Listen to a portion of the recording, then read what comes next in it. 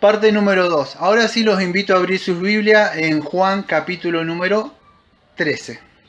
Y vamos a hacer del versículo número 1 al 30. De ahí. El título se va a llamar La grandeza de ser el más pequeño. La grandeza de ser el más pequeño.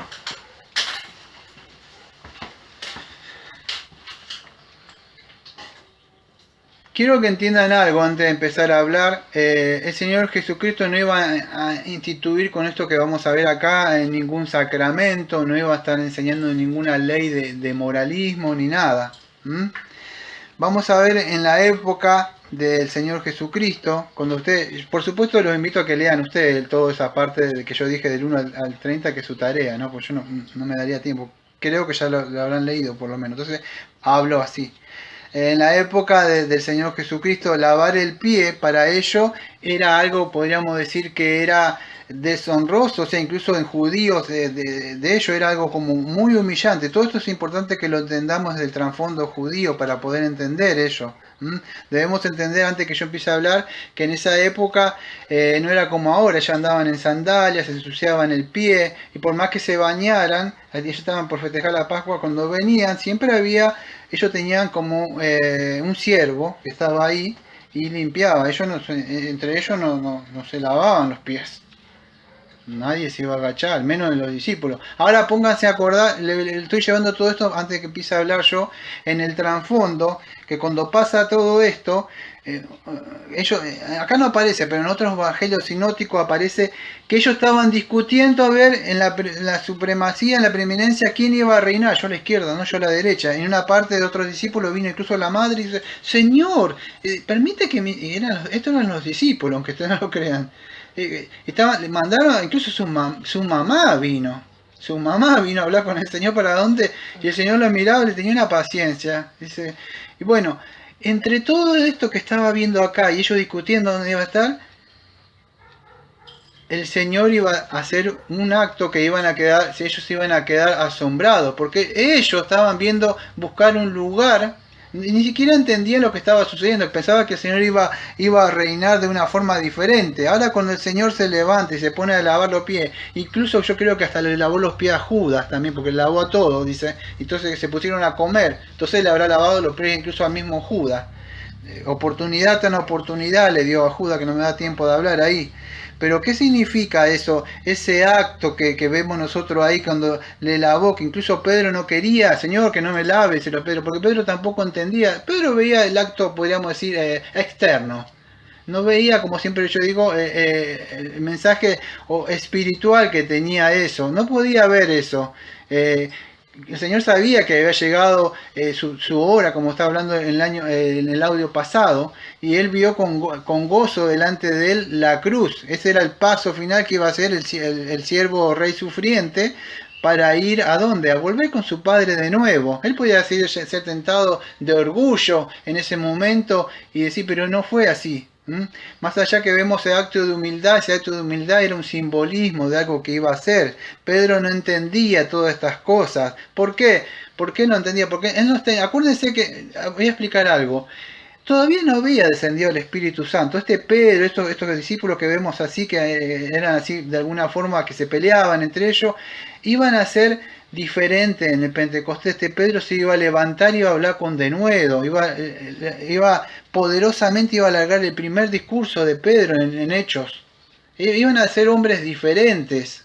Una vez, eran diferentes acá porque Cristo no había muerto, Cristo no había ascendido, Cristo no había mandado el Paracleto del Espíritu Santo. Entonces lo vemos de esta forma, el Señor tenía paciencia a ellos. ¿Qué significa esto que Pedro no entendía? Que decía, no, báñame todos los pies. En el contexto cuando el Cristo dice esto, por supuesto, una persona se bañaba, pero cuando venía a una fiesta, por supuesto, se ensuciaba los pies. Había calle de tierra, entonces alguien le lavaba. Solamente, incluso creo que me parece que ni siquiera los siervos de los maestros que estaban ahí limpiaban. Había otras personas, entre ellos no se hacían esas cosas. Entonces por eso que cuando Cristo se agacha a hacer eso, ellos se asombraron, más Pedro no quería. Pero ¿qué significa? Bueno, si ustedes han estado siguiendo toda esta serie del principio que vimos, se acordarán cuando yo estuve hablando de es necesario nacer de nuevo. Que hablé de la parangelia, o el baño, este baño, porque él dice, el que se bañó completamente no necesita más que lavarse los pies y la mano. ¿Qué significa bañar? Bueno, amado, significa nacer de nuevo. Cuando el Espíritu Santo te bautiza en el agua, en el sentido espiritual, no el agüita común, y sos lavado, limpiado de tus pecados, ya no necesitas. Lamentablemente vivimos en un mundo donde hay tierra, hay suciedad y mugre. Nos ensuciamos las manos, nos ensuciamos los pies, la mente. Necesitamos ser lavados continuamente de la mano de pie por medio de pedir perdón. Entonces Cristo le dice, aunque no todos, porque pueden estar en una iglesia, pueden estar escuchando, pueden estar 3 años sentados, incluso podés probar la comida, y no me da tiempo de explicar esto, de Judas que estaba al lado, que Judas, cuando Cristo le da eso que está de mojar el pan, y ahí, como lo hace vos con Ruth, creo que era a un ser privilegiado. Cuando vos haces eso con Ruth, si ustedes lo ven, era porque ella era la privilegiada. Y cuando Judas se cree que estaba al lado, sentado, acuérdense que las mesas no eran como ahora, estaban en el suelo, con cojines, y se apoyaban en el pecho. Juan estaba a un costado, pero no es porque estaba solamente él ahí, es que todos se apoyaban con una mano, con un codo y con la otra comían. Y cuando Cristo hace eso, es muy posible que Judas estaba al lado. Tenía un lugar de privilegio aquel que se le hacía eso. Y Cristo le estaba mostrando, pero vemos que Judas hizo lo que su corazón estaba. Por eso dice, no todos han sido lavados. Pedro no entendía esto. Después pudo entenderlo. ¿Qué era este baño? Bueno, era la regeneración que hablábamos en la Evangelia, que dice, era nacer de nuevo de agua y del Espíritu. Juan 3:5, respondió Jesús, de cierto te digo que el que no naciere de agua y del Espíritu no puede entrar en el reino de Dios.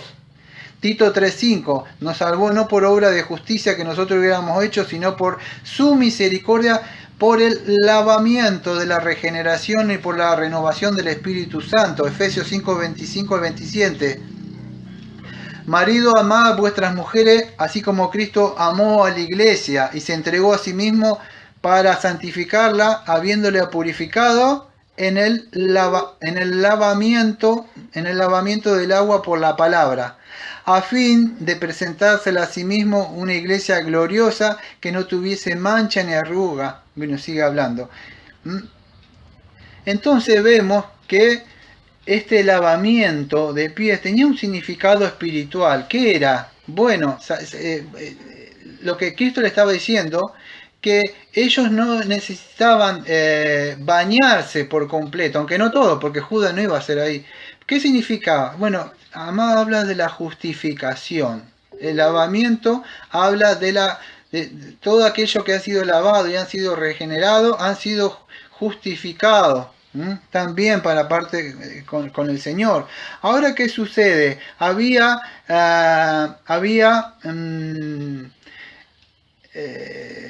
uno que no iba a ser, que era Judas, por supuesto. Ahora quiero explicar algo. Cuando Judas muchos dicen que Dios, de alguna forma, cuando hablamos de esto de que Dios lo pasa por alto, Dios lo dejó en su sentido, pero Dios, cuando utiliza a Judas ahí, ¿qué sucede? Para entregarlo al Señor, no es que, podríamos decir, le puso algo Satanás. Satanás lo utilizó nada más como un instrumento. Acuérdense que Judas era mentirosa, era hipócrita. Cuando se cayó el perfume, dijo, podíamos hacer esto para los pobres. Mentira, él quería meter la mano para sustraer.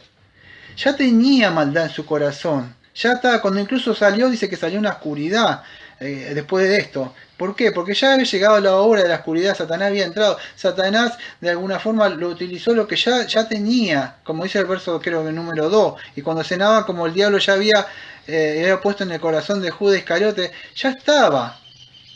Entonces Dios lo que utilizó en su soberanía para llevar el plan de salvación, por supuesto, su corazón malvado y que ya tenía de traicionar, su corazón de venderlo, ahora amaban más el dinero que las cosas del Señor. Entonces eso es lo que sucedió. Judas solamente Dios utiliza este vaso para llevar a cabo, pero no es que de alguna forma Dios utilizó solamente este hombre. Ahora fíjese, en Lucas 7, versículo 37 al 50, a mí no me da tiempo de hablar un poco de eso, pero Jesús es invitado a una comida, a un hogar de Simón el fariseo, y ahí fíjese que cuando él entra, él dice, si supiera esto, ¿quién es esto? No hablaría con ella, decía Simón, estaba ahí el fariseo.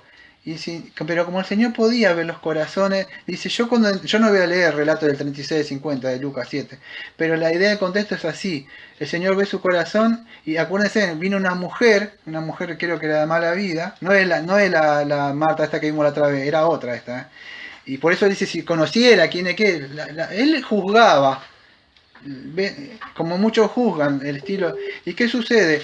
Agarró y esta mujer se puso a llorar, tiró perfume, la lavaba con los pelos. Dice, yo cuando entré no me pusiste aceite en la cabeza, no me lavaste los pies. Y esta mujer de que entro no para de llorar y no para de tirarme. Y el Señor le dice esas palabras. Que sus pecados habían sido perdonados. Hoy es un tiempo de gracia, como digo siempre. Es un tiempo para que vayas y puedas llorar a los pies de Cristo y enjuague con tus lágrimas, pidiéndole misericordia por ese juicio que viene si alguno no está reconciliado con Él. Es un tiempo donde puedes derramar tus lágrimas como esta mujer. El Señor ha prometido que todo que va a Él no le echa afuera.